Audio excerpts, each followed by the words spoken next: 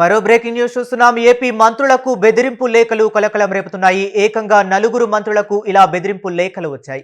మావోయిస్టుల పేరుతో హెచ్చరికలతో ఈ లేఖలు వచ్చాయి. తొలిత కందుల దుర్గేష్ కు లేఖ రాగా తుళ్లూరు పోలీస్ స్టేషన్లో ఫిర్యాదు చేశారు. అయితే మరో ముగ్గురు మంత్రులకు ఇదే తరహా లేఖలు రావటం సంచలనంగా మారింది. మంత్రి అనగాని సత్యప్రసాద్, కొల్లు రవీంద్ర, సత్యకుమార్ కు మావోయిస్టుల పేరుతో పోస్ట్ ద్వారా వచ్చిన ఈ లేఖలపైన ఆరా తీస్తున్నారు. ఎవరు రాశారు, మావోయిస్టుల పేరుతో లేఖలు ఎందుకు వచ్చాయి అనే కోణంలో దర్యాప్తు చేపట్టారు.